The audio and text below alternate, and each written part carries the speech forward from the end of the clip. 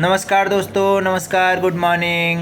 नई सुबह की नई पहल, नई शुरुआत दोस्तों। आशा करता हूँ आप लोग सभी स्वस्थ होंगे, मस्त होंगे, तंदुरुस्त होंगे। दोस्तों आज मैं कर रहा हूँ ब्लॉगिंग की स्टार्ट। सुबह बज रहे हैं 9 और देखते हैं आगे क्या होता है। मिलते हैं आज की दिनचर्या कैसी रहेगी।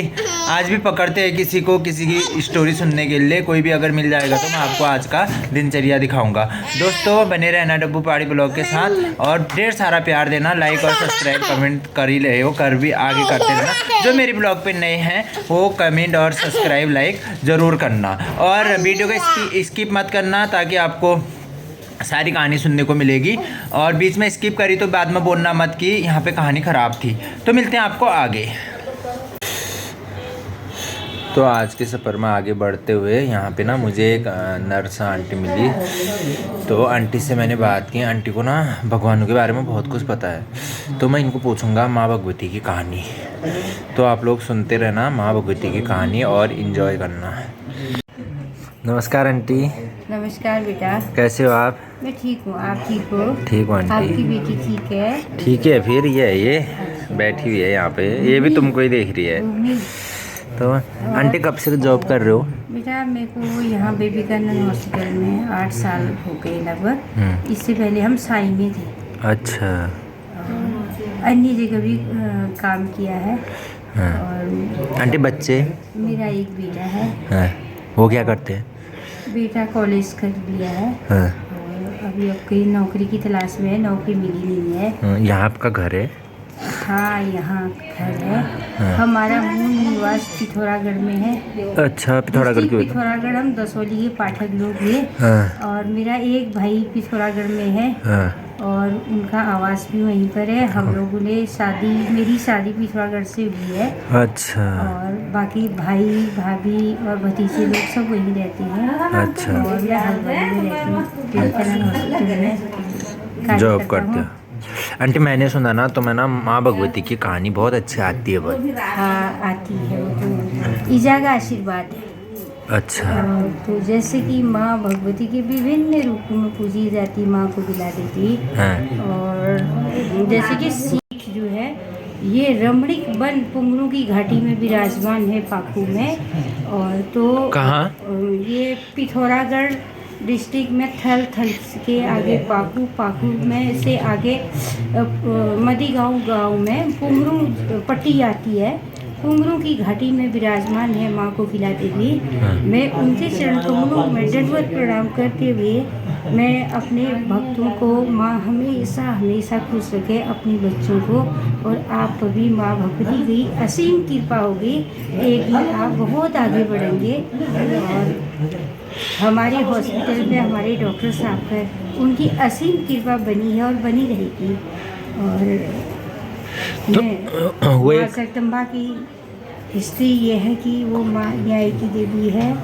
और वो सदा हमेशा अपने बच्चों के साथ न्याय की, जैसे कि मेरे साथ न्याय किया माँ भगवती। क्यों ऐसा क्या हुआ था जो तुम्हारे साथ? ऐसा क्या हुआ कि मेरे ससुराल वालों ने हमारे घर का कोई हिस्सा बंटवारा कोई नहीं दिया था। हाँ। मैंने अपने घर में जो मेरी मंदिर में भगवती विराजमान है, मैंने कहा कि माँ तेरे सिवा हमारा कोई नहीं है इस दुनिया में, अगर है तो तू है। हाँ। तू हम पे अपने आशीर्वाद देना। बस मेरे आंसू निकले थे। तो माँ भगवती ने मेरी घर से मेरी विनती को सुन करके तब मेरे परिवार वालों ने बोला कि बेटा तू हाथ जोड़ के हम विनती करते, तू अपना हिस्सा ले और हमसे गलती हुई है। कि मेरी सास ने मुझे खुद बोला कि जब मेरा बेटा एक्सपायर हुआ था कि आपको सपोर्टिंग की ज़रूरत थी, आपको हमने सपोर्ट नहीं किया। और तो कि अब हमसे जो गलती हुई क्षमा कर दो। और क्योंकि बहू बेटी होती है, फिर मैंने अपनी सास की 25 साल सेवा की। 25 साल तक मैं अपनी सास के साथ रही हूँ। मैं 15 साल की बाल विडो हूँ। 15 साल की उम्र में मेरी शादी हुई थी पिथौरागढ़ से। हाँ। तो उसके बाद मैं ससुराल में थे, क्योंकि घर से माँ बाप ने कहा कि बेटी के घर दो ही होते हैं, मायका ही होता है, ससुराल ही होता है। हाँ। तो मैंने सारा जीवन मरीजों की सेवा की है। और आगे भी मेरा माँ भगवती से प्रार्थना है कि मेरा आखिरी श्वास की सेवा में बीते। मैं सेवा करते करते मेरे शरीर छूटे, माँ भगवती का स्मरण करते हुए। आंटी ना, जब तुम्हारी शादी हुई तो आपके हस्बैंड को क्या हुआ?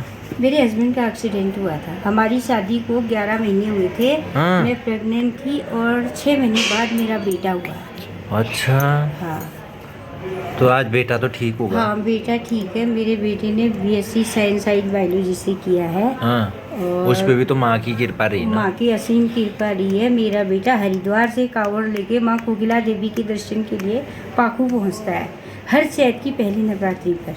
हैं? हाँ, अच्छा।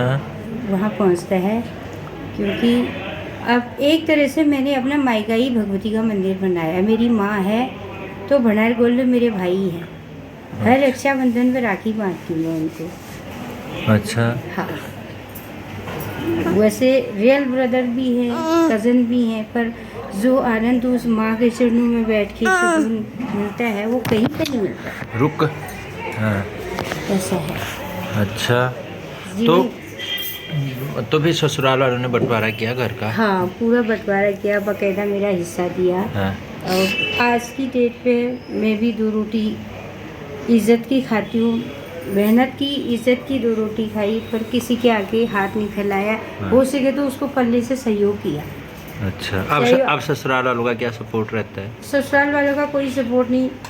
अब भी नहीं? अब सास ससुर थे वो तो एक्सपायर हुए, देवर सेठ सब अलग है। हाँ। तुम अपने घर जाते हो कि नहीं? हाँ, जाते हैं। अच्छा, जब वहाँ जाते हो तो तब मिलते हैं कि नहीं कोई? सास ससुर तो है नहीं, और ये भगवती माँ जो है मेरी मायके की इष्ट देवी है। अच्छा। इसलिए मैं माँ भगवती पे मेरी श्रद्धा बहुत ज़्यादा अटूट विश्वास। ससुराल कहाँ होगा तुमने? मेरा ससुराल बेरीनाग से आगे खंतुली पड़ता है। हम खंतुली के पंथ हैं। खंतोली? हाँ। तो ये कांटा में पड़ता है, कांटा के नीचे? कांडा वो क्या कहते हैं, धौलनाग से नीचे। नीचे, हाँ, गूगल हाँ। बैंड से नीचे। हाँ हाँ हाँ हाँ, ये तो हमारे वहाँ हो गया फिर खंतोली। हाँ, खंतुली के पंथ लोग हैं ससुराल वाले, और मैं मायके से पाठक हूँ। अच्छा। तो दसौली का ओए, हाँ, होय होय। તમને તમે પછાણને લગાયા अब आज ये बात नहीं मेरा लोग ने तो उसके बाद मतलब जब तुम्हारे हस्बैंड एक्सपायर हो गए फिर तुमको मायके ससुराल वालों ने भगा दिया मायके? तो उस टाइम उन्होंने ना तो मेरा हिस्सा दिया था, और भी जो भी था मेरा जेवर भी ले लिया था उन्होंने। हाँ। और ये भी कहा कि तेरा यहाँ कुछ भी नहीं है, तू जा। और मैं कहाँ जाती, जाऊँ तो कहाँ जाती। हाँ। और सौतेला परिवार था ससुराल, मायके में माँ बाप नहीं थे। तेरी ऐसे का। भाई भाभी भी करते तो कब तक करते। कब तक करते? और मैंने अपना विश्वास की डोर जो है माँ भगवती के चरणों में बांधी, हाँ। और हमेशा उनसे बांटती हुई। अब मैं ये कहती हूँ कि माँ तू सबका भला करना।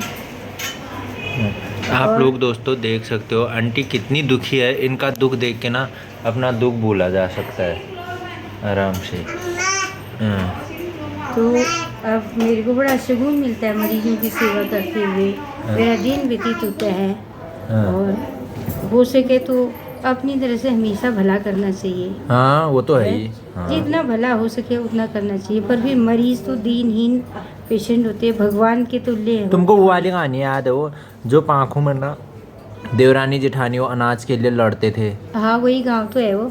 तुमको वो वाली कहानी याद है? हाँ, वो क्या हुआ था वो? देवरानी को जो था घर से निकाल दिया था। हाँ।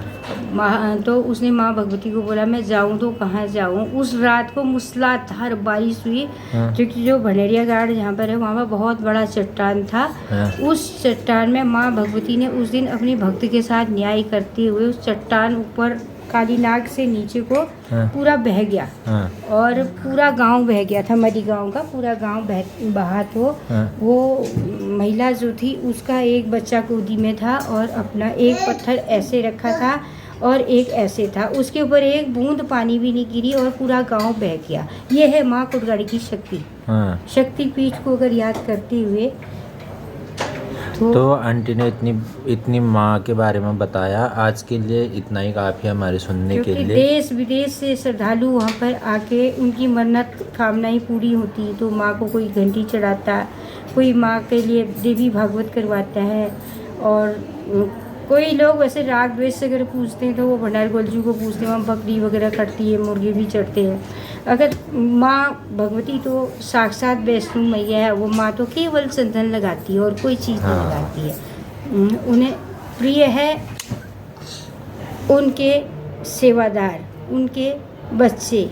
अन्याय ना माँ सहती है ना उसके सेवक सहते हैं। न्याय के प्रति हमेशा माँ न्याय के रूप में अपने भक्तों के साथ न्याय करती है। इस शक्तिपीठ दरबार की महिमा बहुत निराली है, क्योंकि माँ खुद एक रमणदीप वन में बसी हुई है। 9 नागों की बहन है माँ कोकिला। अच्छा। सर्वप्रथम भाई बेड़ी नाग, द्वितीय भाई धौली नाग, तृतीय भाई जो है फिड़ी नाग है, चतुर्थ भाई जो है काली नाग है, पंचम जो है पिंगली नाग है, छठे जो है खरी नाग है, 7वें बासुकी नाग है, 8वें जो है सुंदर नाग है और 9वें जो है तसक नाग है। ओहो, ये तो सब वो पहाड़ में है फिर ये। हाँ, 9 नागों की बहन है माता। अच्छा। हाँ, इसके ये नागों का मंदिर तो है। फिर हमारे उत्तराखंड में जब पहले मुगल कालीनों का राज था, उससे पहले और फिर चंदू का राज था। चंदू के राज से पहले बेरी नाग राजा हुआ करते थे पूरे उत्तराखंड के। उनकी राजधानी यहाँ से कश्मीर तक थी, क्योंकि आपको कालीनाग का मंदिर या तो मिलेगा बेरीनाग में या मिलेगा जम्मू कश्मीर में। तो उस जगह प्राचीन मंदिर है कालीनाग बेरीनाग की। बेरीनाग का जी। अच्छा, ये हिस्ट्री है। चलिए फिर आज आपसे मुलाकात हुई, बड़ा अच्छा लगा आपसे बैठकर। तो देख सकते हो आंटी ने ना पुराने ज़माने की बात करी। पुराने ज़माने में ना सास ससुर बहुत ज़्यादा प्रताड़ित करते थे बहू को। और पुराने ज़माने में क्या कहते थे ना, आज तो चलो एक से शादी हुई दूसरा पकड़ा, दूसरे से शादी हुई तीसरा पकड़ा। पुराने ज़माने में क्या था ना कि माँ बाप बोलते थे बेटा तेरी शादी कर रहे हो उस घर में, डोली जाएगी हमारे घर से, मायके से डोली जाएगी, अर्थी निकलेगी तेरी ससुराल से। तो लड़कियां ना वही फॉलो करते करते अपनी ज़िंदगी बर्बाद कर दी, पता है, क्योंकि डरती थी बहुत। डर कि अगर हम लोग ऐसा करेंगे तो क्या होगा, हम लोग ऐसा करेंगे तो क्या होगा। तो पहले से ना एक पर्दा बनाया जाता था, सर पे पल्लू होना चाहिए और जेठ के सामने नहीं जाएगी, ससुर के सामने नहीं जाएगी, सास के जो भी बात करनी है सास से करनी है। और सास ना हाथों को कटकटाती थी, ऐसी सास होती थी पहले से न। और वो सास आज भूल गई होंगी, दोहर जन्म में यार है वो यार बड़ी भी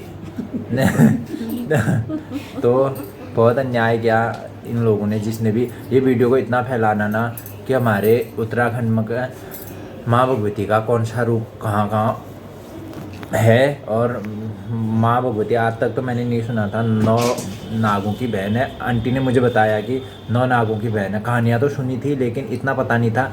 मैं अब मैं भी मतलब जा रहा हूँ उस तरफ को कि हाँ यार हो सकता है, क्योंकि वलदार में एक नाग है, पलदार में दूसरी, तिहरदार में तीसरी, चौहदार में चौथी, बीच में माँ भगवती है। तो ज़रूर ये कहानी सच है, पता है। तो आज की वीडियो यहीं पे करते हैं समाप्त और मिलते हैं आपको कल। बने रहना डब्बू पहाड़ी ब्लॉग के साथ।